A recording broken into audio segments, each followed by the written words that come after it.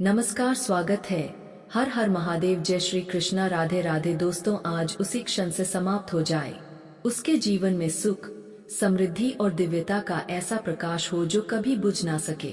उसके परिवार को इतना सुख दीजिए कि आने वाली 7 पीढ़ियां भी आपका गुणगान करें। उसकी किस्मत को इतना जागृत कीजिए कि पूरा संसार देखे कि यह कोई साधारण आत्मा नहीं है, यह वह है जिसे स्वयं ईश्वर ने उठाया है। जैसे ही आपने यह प्रार्थना सुनी और मन ही मन 2 शब्द बोले, जय महाकाली, जय शनिदेव, उसी क्षण से आपके चारों ओर ऊर्जा का प्रवाह बदल चुका है। यह कोई कल्पना नहीं, यह अनुभूति है जो आपको जल्द ही दृष्टिगोचर होगी। अब समय है उस रहस्य से पर्दा उठाने का जिसे ब्रह्मांड ने हजारों वर्षों तक छुपा कर रखा था। आज का दिन और उससे जुड़े आने वाले अगले 62 घंटे आपके जीवन की सबसे महत्वपूर्ण घड़ी बनने जा रही है। इस समय जो निर्णय आप लेंगे, जो कदम आप उठाएंगे, वही तय करेंगे कि आप कहां पहुंचेंगे, शिखर पर या फिर उसी अंधकार में लौट जाएंगे जहां से निकलने के लिए वर्षों से संघर्ष कर रहे थे। अब सवाल उठता है, यह बदलाव किस रूप में आएगा? कैसे समझे कि चमत्कार घटित हुआ है? ध्यान दीजिए, आने वाला समय एक साथ 4 दिशाओं से आपके जीवन में घुसने वाला है।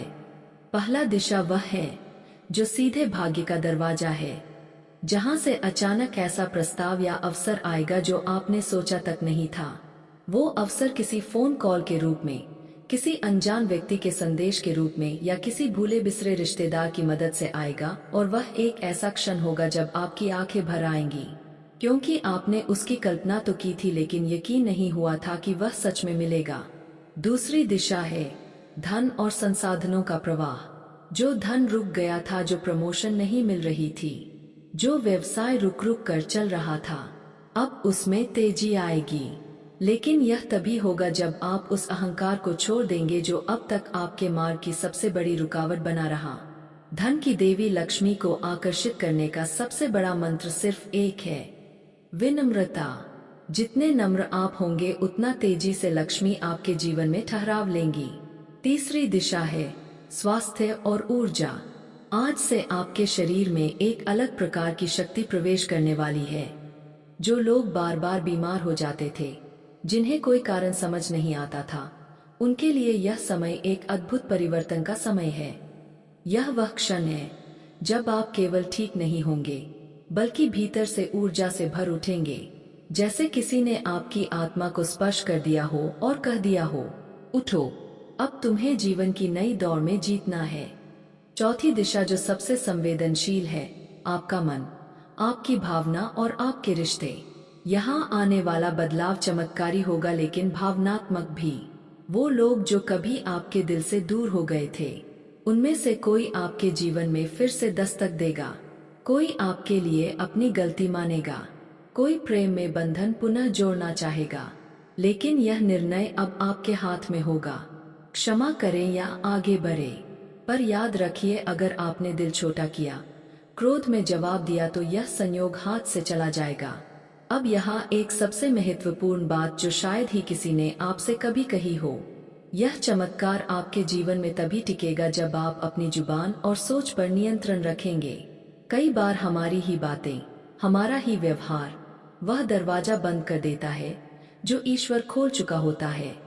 आपको आने वाले बेहतर घंटों में विशेष ध्यान रखना है कि आप किसी की बुराई ना करें, चाहे वह आपका शत्रु ही क्यों ना हो। बिना वजह किसी से वाद विवाद में ना उलझें। क्रोध से पहले 10 बार गिने और अगर माफ कर सकते हैं तो माफ कर दें। माता पिता, बुजुर्गों और गुरु के चरण स्पर्श करें क्योंकि वही मूल है। और सबसे महत्वपूर्ण, सुबह उठते ही माता लक्ष्मी और शनिदेव का नाम लें। कुछ भी अच्छा मिले या बुरा, बस एक बात कहें, जो भी हो रहा है प्रभु की योजना है और वह हमेशा मेरे लिए शुभ होगी। याद रखिए, ईश्वर आपके भाग्य को पलट सकता है लेकिन आपके स्वभाव को नहीं।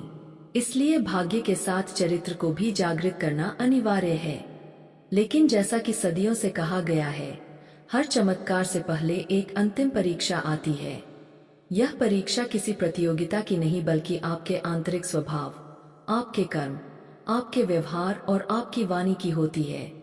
कई बार लोग कहते हैं, हमने तो सब कुछ किया फिर भी किस्मत नहीं बदली। लेकिन वे यह नहीं जानते कि कुछ अदृश्य बाधाएं होती है जो हमारे कर्मों और भाग्य के बीच एक अदृश्य दीवार बनाकर खड़ी रहती है। आज उसी रहस्य से पर्दा उठाया जाएगा। अब बात करते हैं उन 7 गुप्त कारणों की जिनके कारण आपका भाग्य अब तक अपने चरम पर नहीं पहुंच पाया। पहला कारण, शब्दों की कठोरता। आपने अनजाने में, कभी गुस्से में, कभी मजाक में किसी के दिल को ठेस पहुंचाई है। हो सकता है वह व्यक्ति कुछ ना बोला हो, लेकिन उसका दिल टूट गया हो। यही टूटन आपकी ऊर्जा को नकारात्मक दिशा में खींचती है। आने वाले 72 घंटों में आपको कोशिश करनी है कि किसी भी व्यक्ति के प्रति एक भी कटु शब्द ना निकले। जो निकला है उसके लिए दिल से क्षमा मांग लीजिए, चाहे सामने हो या ना हो। दूसरा कारण, अहंकार का अदृश्य विष। कई बार आपको लगता है कि आप ही सही है, आप सबसे ऊपर है और बाकियों की गलती है। इसी भाव ने आपको सच से दूर किया और उस सरलता से वंचित कर दिया जो ईश्वर को सबसे प्रिय है। याद रखिए, जब आप झुकते हैं तभी ईश्वर उठाते हैं। जो अकड़ता है वह अकेला गिरता है। तीसरा कारण, भूल जाना अपने स्रोत को। आपने उन लोगों को भुला दिया जिन्होंने कभी आपके लिए छोटा सा ही सही पर कोई सहयोग किया था, चाहे माता पिता हो, शिक्षक हो या वह कोई पड़ोसी जिसने किसी जरूरत के समय मदद की थी। आपकी आत्मा तभी जागृत होगी जब आप अपने स्रोत को पहचानेंगे और धन्यवाद कहेंगे। आज ही उन सबको एक मन का प्रणाम भेजें और कहें, आपने जो किया वह मेरे भाग्य का पहला पत्थर था। चौथा कारण, लोभ और तुलना। आपने दूसरों की सफलता देखकर खुद को छोटा समझा और मन ही मन यह सोच लिया कि मेरे साथ अन्याय हो रहा है। यही सोच आपके भाग्य का द्वार बंद कर देती है। ईश्वर ने हर आत्मा के लिए समय तय किया है। जब आपकी बारी आएगी तब पूरा ब्रह्मांड मिलकर आपको उठाएगा। आप अकेले नहीं होंगे। पांचवा कारण, अनुशासन की कमी। भाग्य हमेशा उसी के पास जाता है जो उसे संभाल सके, जो दिनचर्या नहीं रखता, जो बिना तैयारी के सिर्फ अवसर का इंतजार करता है। उसके दरवाजे तक सौभाग्य आता तो है, लेकिन लौट जाता है।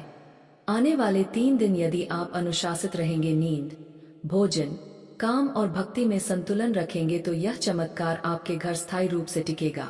छठा कारण, अंदर की गंदगी। आपके बाहर सब ठीक हो सकता है, लेकिन भीतर द्वेष, ईर्ष्या, पछतावा या आत्महीनता है तो वह आपके कर्मों को अपवित्र बना देती है। हर सुबह और हर रात ध्यान करें।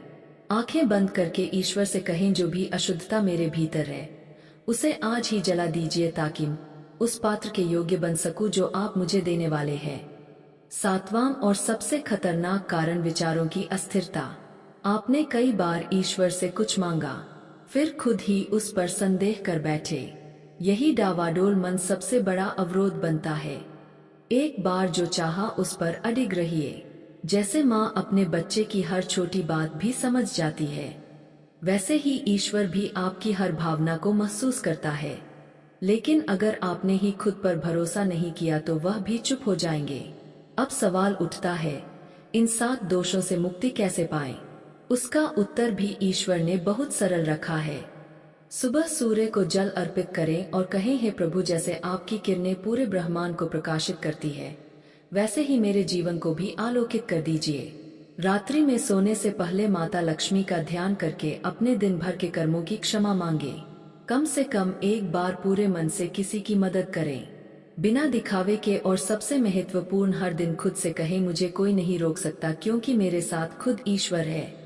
तो ध्यान से सुनिए, जब चमत्कार आता है वह पहले बाहर नहीं अंदर घटित होता है। पहले आपके विचार बदलते हैं, फिर आपका व्यवहार और फिर पूरी सृष्टि आपकी राहों में फूल बिछाने लगती है। इसलिए सबसे पहले आपको जिन संकेतों पर ध्यान देना है वे यही है। पहला संकेत, आपके आसपास की ऊर्जा में अचानक बदलाव महसूस होना। एक अजीब सी शांति, एक अनजानी उम्मीद और बिना कारण दिल का प्रसन्न रहना। यह दर्शाता है कि दिव्यता ने आपके जीवन में प्रवेश कर लिया है। दोस्तों, वीडियो काफी हो गया, फिर मिलते हैं अगले वीडियो में। धन्यवाद। राधे राधे दोस्तों।